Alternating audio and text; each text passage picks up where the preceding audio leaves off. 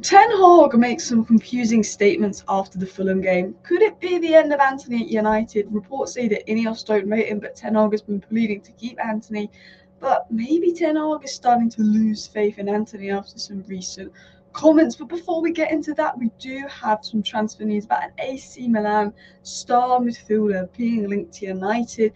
What are the reports coming out on that? Is it reliable? And of course, news about Dan Ashworth, which is a bit of a boring story. Hopefully it isn't dragged on. So please do hit the like button and of course subscribe down below if you're new. We're going to dive right into it. So the first report came out to say that Manchester United are prepared to continue talks with Newcastle United in the coming days to agree on a compensation fee for Dan Ashworth.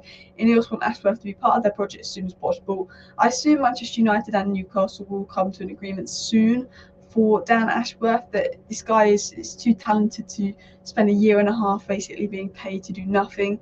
Newcastle need any money they can get because they are an FFP issue. So ultimately, Newcastle will not want to be just sitting there paying him for a year and a half to not work when they could get 10 million from United just because they're holding out 20 million.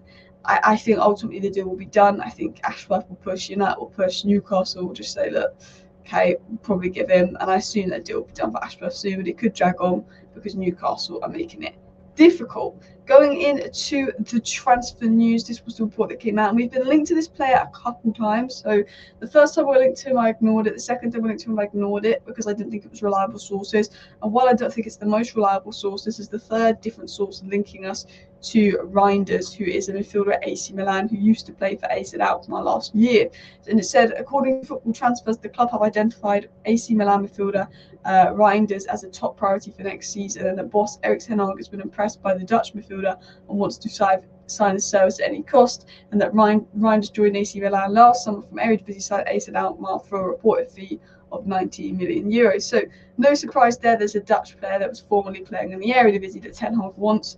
I'm sure this is a guy that Ten Hag likes. I'm sure it's a guy Ten Hag wants because he loves all the Dutch players. But as I said, I think INEOS will come in, Omar Barada, Dan Ashworth will take a look at these players. And while we've been linked to Fofana of Monaco, while we've been linked to Amadou Onana of Everton, Mats Wiefer, recently we're linked to some other guy whose name I forgot, who was playing in La Liga. We've been linked to also, of course, the DM from Sporting Lisbon. We've been linked to a lot of sort of players that can play DM and centre mid, but I don't think any decision will be made on which one we go to until Dan Ashworth and Omar Barada come in. But to give you a little bit of context on this guy, he can play centre mid, he can play DM. He's also played attacking midfielder. He's definitely a box-to-box player rather than a DM. I don't see him as a Casemiro replacement, and I would say, for me, this lack of physicality, he wouldn't work in a midfield with Maino and Bruno. I think he's a very good midfielder at moving the ball quickly and starting transitions, which is what United need. I think upper body strength to hold off opponents despite being small is quite good. I think he's good defensively. He covers a lot of ground, which is important. He's press resistant. He's good at keeping the ball. I think as an Eriksen replacement, fair enough. As a Casemiro replacement, absolutely not. Obviously, I've not watched loads and loads of this guy. I spoke to someone that supports AC Milan because obviously I like the midfielder Benacer, and he said that actually Reinders has been their best midfielder this season, and he spoke quite highly of him. But I've not watched loads of AC Milan. I've not watched loads of this guy's. But if we do continually get linked to this guy, I'll watch more of him and do some proper analysis if it looks like we're going to sign him. But I would take that with a pinch of salt.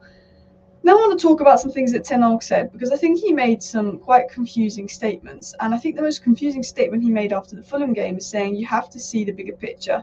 The bigger picture looks good. What does Ten Hag mean about that? The bigger picture looks good, because you know me, I'm supportive of Ten Hag. I'm Ten Hag in, but Fulham was a disaster. Fulham was awful. We played awful. We didn't create anything. Structurally, Ten Hag set us up completely wrong because there was so much space for Fulham to attack into. Manchester United have conceded the second most shots in the league. You know, we've conceded more shots in the league than Burnley. Teams can play for us that easily. Only Sheffield United conceded more shots than us. And versus Fulham, the tactical setup was poor. The tactics were poor. Fulham play better football than us, and Luton play better football than us.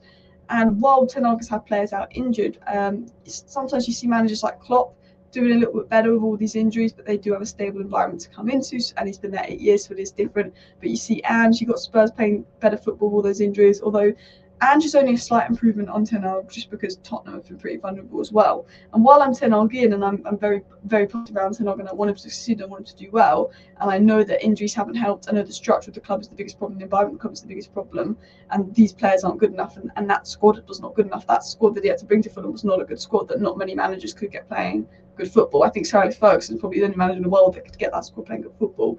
Tactically, we should have been better versus Fulham. We should have been a lot better than what we did versus Fulham. So when Ten Hag says you've got to see the bigger picture looks good, it does confuse me, because I'm saying, well, the football's not good. I mean, if you're talking about the bigger picture in the sense of INEOS is coming in, you're finally going to have proper people working with you who are going to do proper recruitment and clear out the players you don't want and buy the players you do want, then maybe the bigger picture looks good. Maybe Ten Hag's referring to INEOS, because the only thing I can think of is Ten Hag's basically got backed by United the last two summer windows, but he's had John Mercer and Richard Arnold pulling the strings, who haven't been very good. Missed out on Kane, missed out on Kim Min-jae, missed out on De Jong, and then the alternatives were just, I mean, Hojlund was a great alternative to Kane, but the alternatives to the other positions was like, well, one wasn't there, and Casemiro's not a Frankie De Jong alternative, so maybe Ten Hag's in a bigger picture is good, because INEOS is coming in and he's going to be backed and this and that, and we're finally going to sell the players. Because I will give sympathy for Ten Hag. While his tactics were a disgrace versus Fulham, the Eriksson sub for Casemiro made no sense. Why didn't you bring on Amrabat, Nate? Why isn't he bringing on Amrabat? Why isn't he playing Ahmad more? I also think, to be fair to Ten Hag, like, the team is a mess. He's having to play mostly players that threw 2-3 managers before him under the bus, players that aren't good enough under the bus. So yeah. But interestingly, Ten Hag also said we showed big personality and character, which again I disagree with. I like Ten Hag. I think he likes to be positive in his press conferences because he doesn't want to upset players. But sometimes I did think this press conference he was particularly chatting.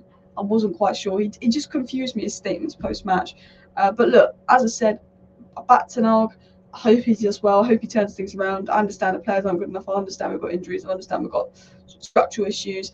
Let's hope that Ten Hag, just turns it around and stuff. But I did think his statement was weird. But I think maybe by the big picture he's talking about INEOS. But I wonder what you thought he meant by that. Another thing I pictured and I thought about, and I said this in my live stream yesterday, is Ten Hag losing faith in Antony. This is about the third time this season Ten Hag has said publicly Antony hasn't been good enough. And he said that Antony came on in the 99th minute because it was nothing to do with fitness.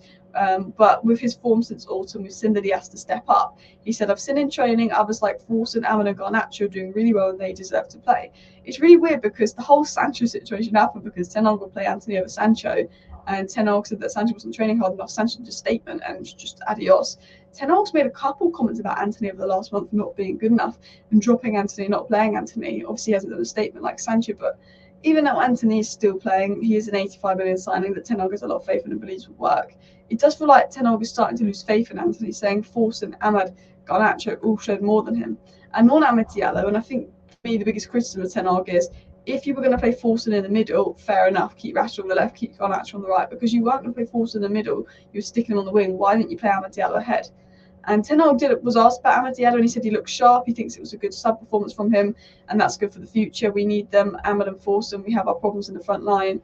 So it's about them to show they can contribute to the team and that they can have end product and show reliability. But Ten Hag has been speaking positively of Ahmad, so hopefully Ahmad will go and get the opportunity, because I think he's one of the players at United that definitely deserves an opportunity because of how good he was at Sunderland on loan, and I think he's a very technical player. Lastly, I wanted to end the video with something different, and it was me sort of talking about why we need more signings like Rasmus Hojlund. Ten Hag said on Hojlund, we're happy to bring Rasmus in because if I saw the striker options and available striker options, there was a real shortage of options. And I think Rasmus was never originally the first choice, but I'm so glad we signed him. He's the perfect kind of signing. And Maguire said we got hit by an injury to Rasmus Hojlund, who's been a big focal point for us this season and able to find solutions in an area we need to improve on, aka Hojlund is scoring out of nothing. He's been our focal point. We can play into him. He holds up. He starts the press really well. And not only that, but Marcus has been playing well on the left. And Harry Maguire was spot on. Rashford has been playing well on the left. That's why I want to force him to play in the middle. And I understood Fulham playing over Ahmad if he was going to play Fulham in the middle because Fulham is more physical. But if you're going to play Fulham on the wing, you might as well play Ahmad. And it was frustrating because Rashford looked a little bit better these last few games on the wing, and then he gets moved to the middle, and Rashford in the middle is just not it.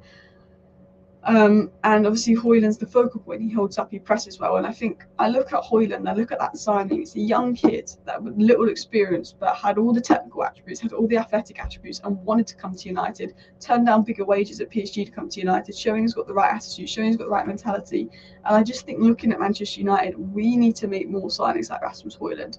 That is the point I'm making. We need to make more signings like Hojlund. Anyway, thank you for watching today's news roundup. Please do hit the like button. Please do subscribe and let me know your thoughts in the comments. Thank you for watching. Bye.